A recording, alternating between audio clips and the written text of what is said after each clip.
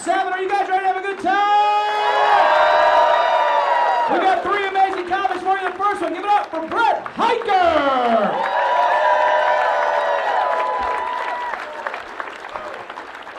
All right, trial by laughter. I actually did this contest last year and went over my time and couldn't finish my last joke. So if you guys don't mind, I'm gonna finish it now.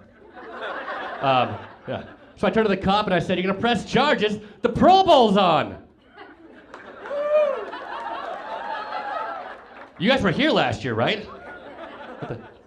I had a buddy the other day tell me that we're not officially old until you wouldn't have sex with someone who's twice your age.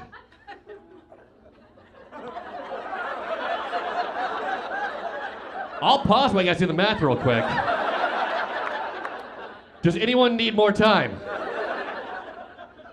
That's a flawed theory to me, in that, like, I'm 32, and I've never put a limit on it, but I don't see myself having sex with a 64-year-old. But when I'm 64, I don't see myself saying no to a 128-year-old. I mean, I know me, and I know if I'm 64 and single, I am not gonna be picky. I'm 32. I'm getting older. I've been trying to like cling to my youth. This summer, a bunch of friends and I were like, "Hey, let's all take hallucinogenics like we used to do in high school, and we'll go to a concert. It'll be a lot of fun." And we were right. It was a blast. But then here's the thing: after a while, the concert ended, and the drugs did not. And then someone was like, what do we do now? And I was like, let's go to a bar. And so we went to a bar. We thought it'd be a great idea. And it kind of was, because I met a girl there, and I don't know what happened, but we really hit it off. And she was sending really strong signals she wanted me to go home with her. And I didn't want to because I was an acid, and so was my penis. And it just didn't care. But like, she was like really coming on to me, and all my friends were like, "Dude, you gotta go home with her. You never get laid. She's really cute, come on." And then they talked me into it, and the next morning, they told my entire circle of friends. So I got all these phone calls from people being like, "What? So how was it? Was it weird?" And I answered, "Yes." And they're like, "How was it weird? Was it weird like during sex that you could hear the colors and see the music?"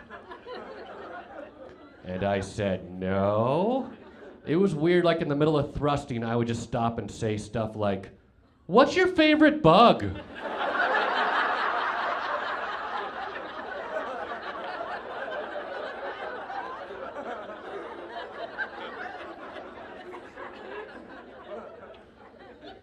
So here's the thing, the fact that that worked meant that we had to try it again. Right? So the next weekend we do it again, and once again I meet this really sweet girl. We really hit it off. I don't know how this happens. Like my normal cadence, like you guys can see me, you can see my looks. Like I'm a comic. This is a sport for mutants. I don't know what happens, but somehow like a little bit of acid, and I just turn into Stefan or Kel. I'm like a really like smooth guy. And I meet this girl, and at one point she said something. I don't recall what it was, but I thought it was funny, and I was like, "That's really funny. High five." And when I did, she just grabbed onto my hand and held onto it, and goes, "Wow, you have giant hands." And I know why you say it's like a flirty thing. It's like, "Oh, you have large hands. It may mean you have a large penis." I don't, but wait, this is for TV. I do. I do. Okay, it's a flattering thing to say to someone. It really is, and I should have been flattered, but it's like the worst thing ever to say to a guy who's eaten too much acid. Like my reaction was to pull my hand away and go, "My God, you're right."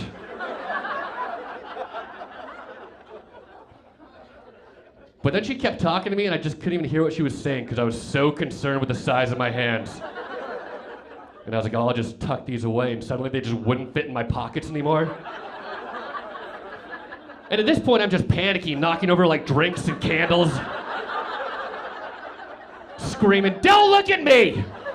Don't look at me!" Which I found out was the best way to get everyone to look at you.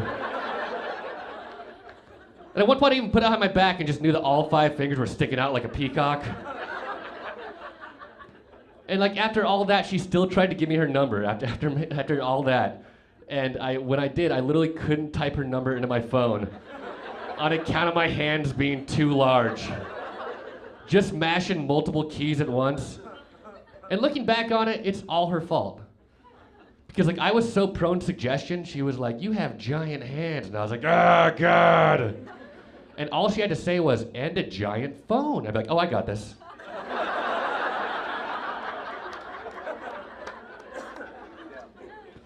I grew up in Colorado. I live in New York now, which has just been a seamless transition. They're the exact same.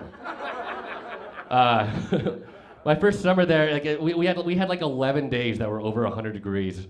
And so on like day 9, I somehow convinced myself that drinking in public was not illegal anymore. And so I walked into a bodega and grabbed a beer. You know, let me pause there for a second. I told this story in Iowa a few weeks ago, and it didn't go over well, and that's when it occurred to me, no one in Iowa knows what a bodega is. And there's a chance there's someone here in the audience that also doesn't know. I'm not gonna ask who's, I'm not gonna be insulting, but I'll just explain it to that one person. A bodega is like a gas station that doesn't sell gas.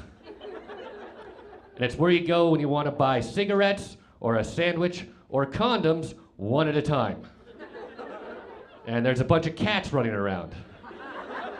But the cats aren't for sale. But if you ask the right questions, the cats are for sale. Bodega. All right. So I walk into a bodega and then I grab like a double tall beer and I crack it in the store because you can do that in a bodega. And a 24-ounce beer. This guy was a double tall. Come on. 2 beers stacked on top of each other with nothing in between. And I cracked it in the store and I went to walk out and the guy's like, "Do you want to take that on the street? Like that's illegal." And I was like, "I'll be fine." And I walked outside and my crime probably lasted 3 seconds before I locked eyes with the cop. And we kind of looked at each other. We both looked down at my beer, and I looked back at him, and I was like, "Oh, I just took this away from some underage kids." And he didn't buy it. He starts writing me a ticket. Then the weirdest thing happened. Like as he's writing me this ticket, he starts trying to be my best friend, give me like weird insider cop tips, saying stuff like, "This isn't your first time drinking in public, is it?" And I was like, "No." He's like, "Well, you're about to get a $25 ticket, but if you get busted again in the future, the price does not go up." And I was like, "What?" And he's like, "Yeah, there's people in this neighborhood we bust every day. It's $25 every time." And I was like, well, how about that? And I turned to throw my beer away, and he goes, whoa, what are you doing? Don't waste it. And again, I was like, what? He's like, "You're already getting a ticket for that beer. You might as well finish it." Which is cool, but it was a double tall beer, and those take a while to drink. So for the next 15 minutes, I'm just pounding a beer on a corner with a cop, making awkward small talk.